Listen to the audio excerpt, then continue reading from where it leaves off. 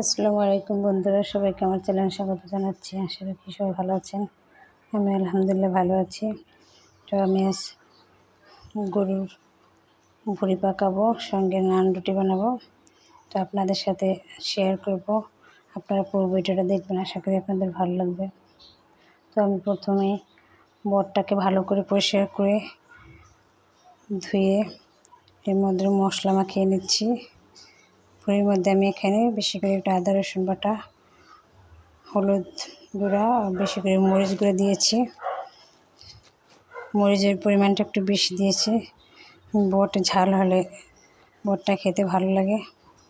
আর দিয়েছি পরিমাণ মতো লবণ, আর গরম মশলাটা আমি বেটে দিয়েছিলাম। তো আমি ভুঁড়ি বসিয়ে দিয়ে এদিকে নান রুটি বানানোর জন্য বলের মধ্যে আমি 3 কাপ ময়দা নিয়েছি। আপনারা চাইলে এখানে আটাও নিতে পারেন। এরপর আমি পরিমাণ মতো লবণ দিয়ে দিলাম। দিয়ে দেব 1 চামচ ইস্ট। আমি এখানে 3 কাপ ময়দায় 1 চামচ ইস্ট দিয়ে দিলাম। আর দিয়ে দিলাম 3 চামচ পরিমাণ চিনি।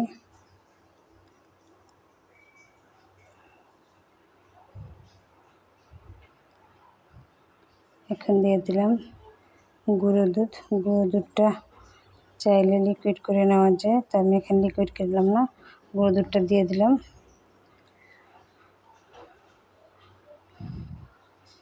তো এই সমস্ত উপকরণ আমি ভালো করে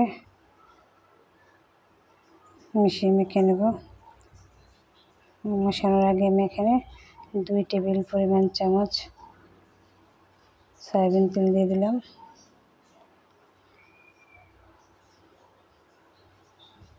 এখন আমি হাতের সাহায্যে এগুলি ভালো করে মাখিয়ে নেব।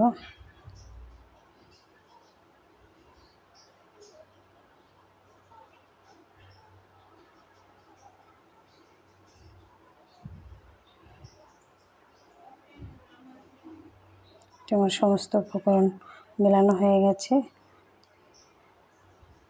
এখন আমি কুসুম গরম পানি দিয়ে মেখে নেব। আমি একবারে পানি দেব না, অল্প অল্প করে পানি দিয়ে মাখিয়ে নেব।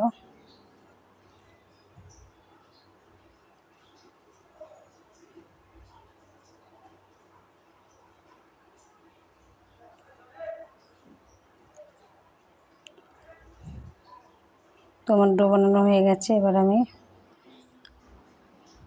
আধা ঘন্টার জন্য রেস্টে রেখে দেব। উপর দিয়ে একটু তেল মাখিয়ে দিলাম যাতে শক্ত হয়ে না যায়।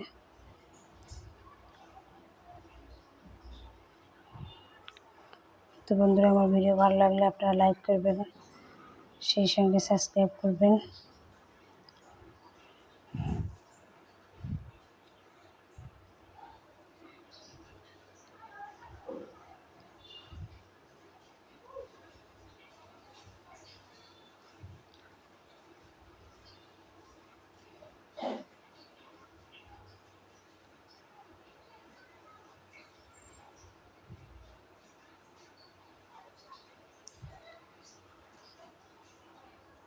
এদিকে আমার গরুর ভুঁড়ি রান্নাও প্রায় হয়ে গেল।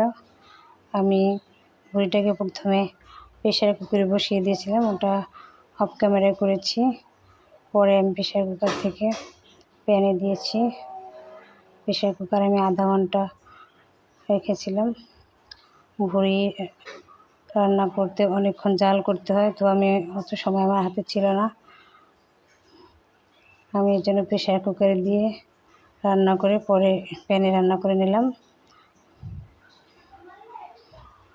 তো আমার ভুঁড়ি রান্না হওয়ার পর আমি এদিকে সেই ডোটা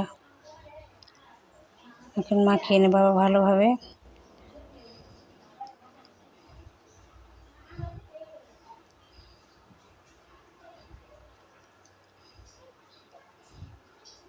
তো আমি এখন নান রুটি বেলে নিচ্ছি।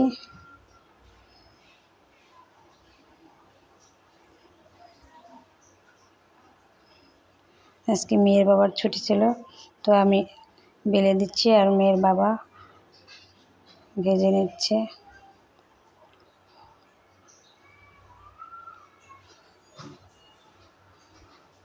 সে বাসায় থাকলে আমাকে অনেক কাজে হেল্প করে। তো একটা অলরেডি ভাজা হয়ে গেছে,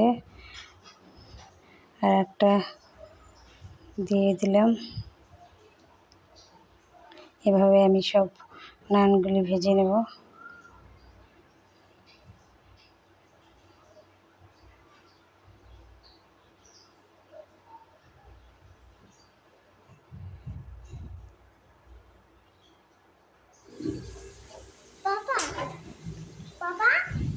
তো বন্ধুরা, আমার নানগুলি সব ভাজা হয়ে গেছে,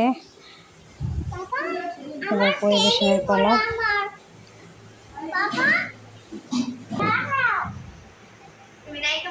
কেমন লাগলো আজকে আমার নান ও ভুড়ি রেসিপি কমেন্টসে জানাবেন। আবার ফিরে আসবো নতুন কোনো রেসিপি নিয়ে। সে পর্যন্ত আপনারা ভালো থাকবেন, সুস্থ থাকবেন, নিরাপদে থাকবেন। আল্লাহ হাফেজ, আসসালামু আলাইকুম।